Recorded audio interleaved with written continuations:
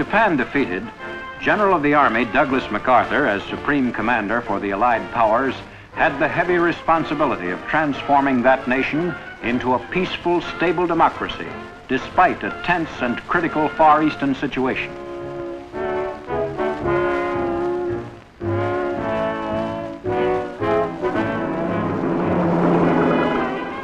The attempt to establish a wholly new concept of national life in a land which has been bound for centuries by rigid autocratic traditions constitutes an experiment unique in world history.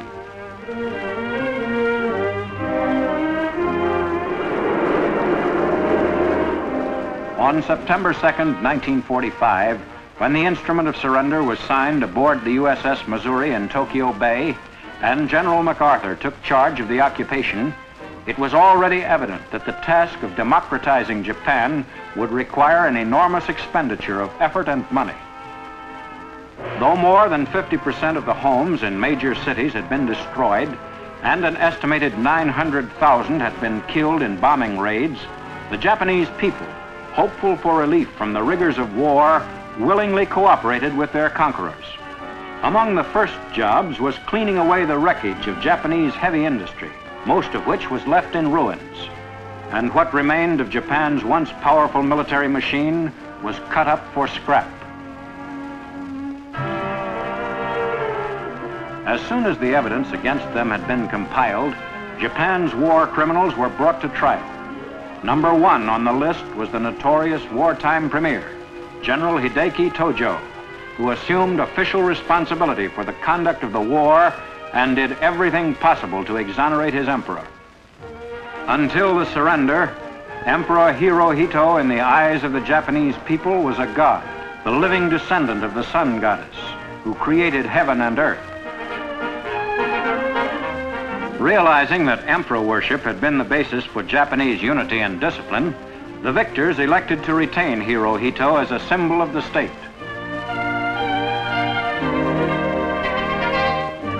Though, upon MacArthur's suggestion, Hirohito denied his divinity, his subjects nevertheless still respect him, and even seem to prefer him in the role of an ordinary mortal.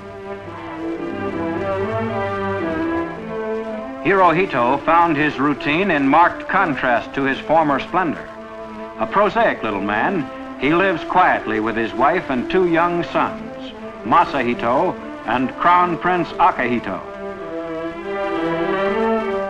When not called upon to fulfill public engagements, Hirohito spends much of his time on his favorite hobby, studying marine biology.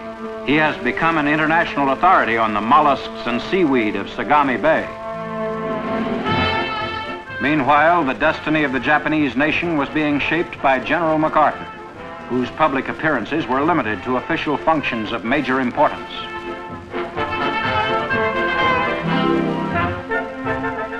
He accepted invitations only on the rarest occasions, usually devoting 7 days a week to his job as Supreme Commander. For the most part, the general left the social amenities to Mrs. MacArthur.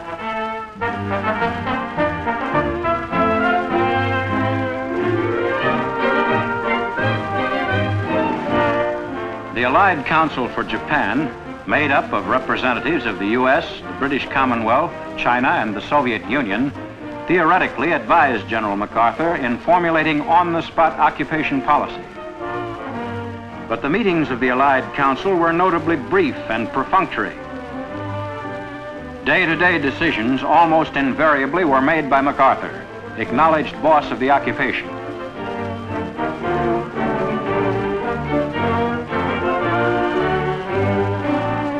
Chief of MacArthur's government section, Brigadier General Courtney Whitney, had the job of keeping in close contact with Japanese leaders. The occupation's biggest task has been to encourage the Japanese to govern themselves in accordance with their new constitution. Approved by MacArthur and adopted by the Diet, it became effective in May 1947, defining, among other things, Hirohito's role as a democratic constitutional monarch. 世界永遠の平和を念願する日本国憲法の理想を心とし、民主主義に基づく文化国家建設の目的に向かって、私たちは着々歩みを進めています。In an effort to bring some comprehension of democracy to the Japanese, MacArthur sent out through the country 57 teams of instructors. But though eager to comply, the suggestible Japanese found the real meaning of democracy elusive, and to them almost incomprehensible. 本当の意味は何かといえば、それを簡単に説明すると、ただ他人を尊敬するに過ぎないというのであります。The new Constitution brought a radical change in the status of Japanese women. No longer trailing along behind their husbands in public, no longer inferiors, but sharing equal rights with men, women organized clubs to discuss their newly found freedom and to take an active role in civic affairs.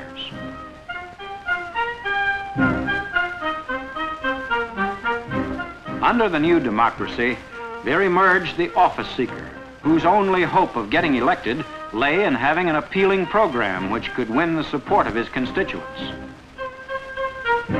Rubber stamp office holders, answerable only to the throne, were gone. In their places stood new westernized politicians, complete with campaign bands and entertainers.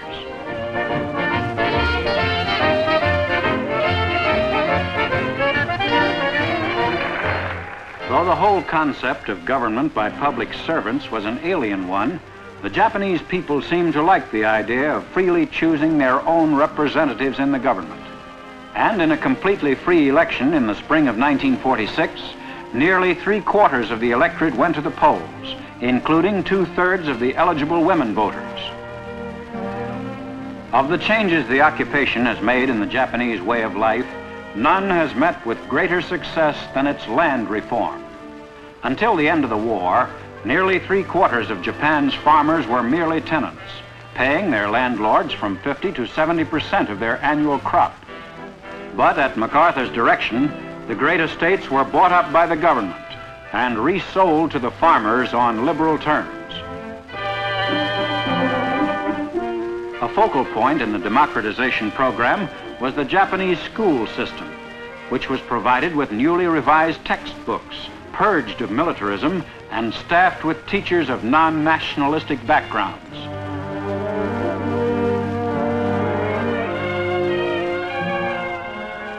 Japanese state universities, from most of which women were traditionally barred, were made co-educational.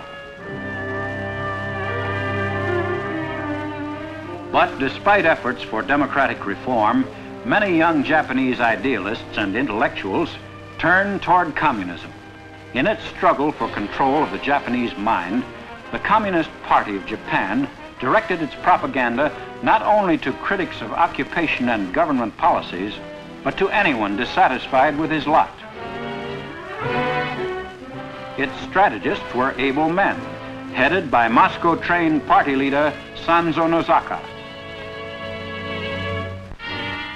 Though the progress of communism in Japan has been comparatively slow, it still has a powerful appeal to the unemployed and to the impoverished masses. For the party's principal weapon in Japan was not ideology, but the promise of jobs and a full bowl of rice.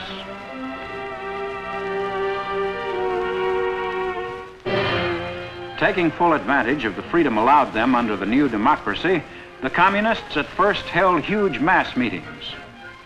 But strategist Nozaka felt that large-scale national action might well result in a showdown with the occupation or the Japanese government, and that the aims of the party would be better served by harassing the country's economy with small but numerous strikes and demonstrations. The membership of Japan's Communist Party was enlarged little by little with the arrival of each new shipload of Japanese prisoners of war sent back from the Soviet Union. 1,700,000 former Japanese, indoctrinated with communist dogma before being allowed to return home, were repatriated during the 5 years following the end of World War II.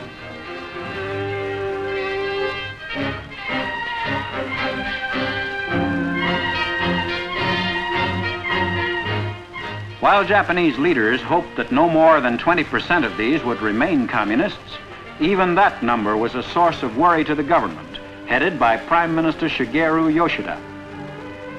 The government's real problems in combating communism were economic. Always largely dependent upon other nations for their food, the Japanese, after the war, had to import 1/4 of what they ate from the United States. The Japanese fishing industry, which in pre-war days provided food for the home islands and for export as well, was slowly revived, though fishing areas were limited by Allied agreement to the Northwest Pacific. Japan's 600 shipyards were put back in operation and were permitted unlimited construction for foreign customers, but vessels for domestic use were restricted in size and number.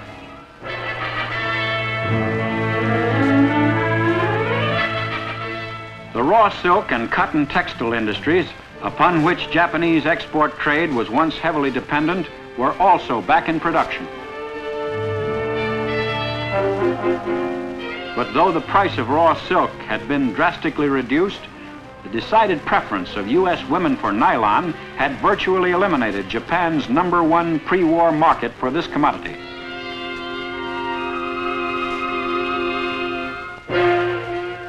Steel and other metals were scarce, but the Japanese automobile industry was again in high gear, turning out trucks at a rate of 2,500 per month to help bolster the country's domestic economy.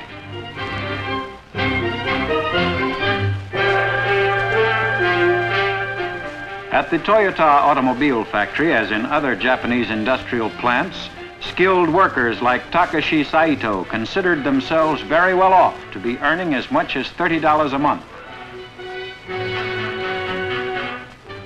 In accordance with Japan's new democratic ways, Saito and his fellow employees regularly attended union meetings to discuss their working conditions and to hear reports from their leaders.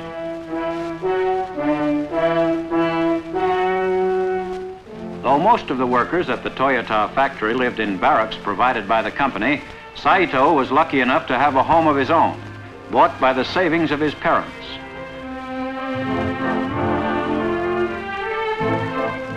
Despite the food shortage, they usually managed to set a better table than most families, with enough rice or noodles and fish, and mealtime for the Saitos became one of the happiest hours of the day.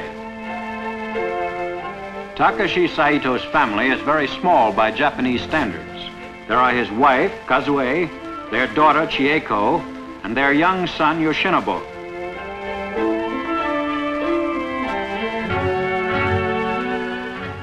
Living with the Saitos are Takashi's mother, Seiki, and his father, Matsutaro, who are well satisfied with their good fortune.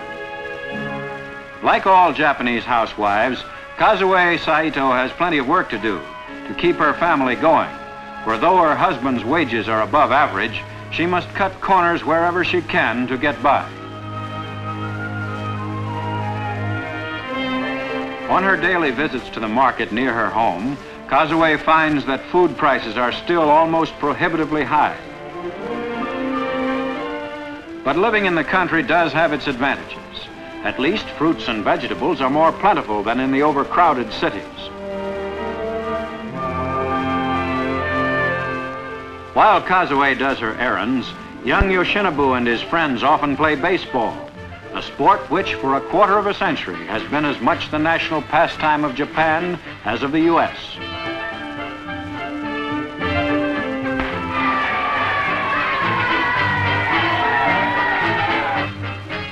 Like other Japanese women, Kazue Saito has become an avid follower of the day-to-day adventures of Blondie, a comic strip which, in its portrayal of the lighter side of American family life, has become a symbol of democracy. 素敵ですね。少し使ってもたくさんになりますよ。でも私たくさん青を出したいのだ。ブロンディー。At the end of his day's work and on his days off, when he likes to fish with his son, Takashi Saito thinks of his own future and that of Japan. Under the occupation, the Christian religions of the Western world gained a greater freedom and a better opportunity to flourish than ever before in history. Teaching by precept and example the ways of virtue, charity, and peace, they aided in the struggle to bring Western ideas of right and wrong to the Japanese people.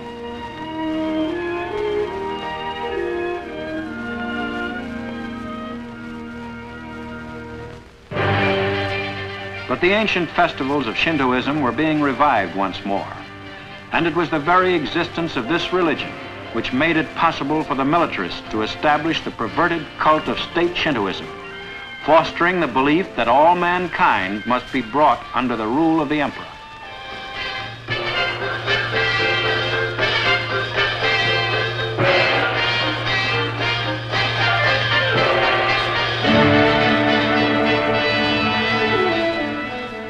And though Hirohito had publicly denied his divinity after years of being worshipped as a god, he still received the adulation of millions of his people.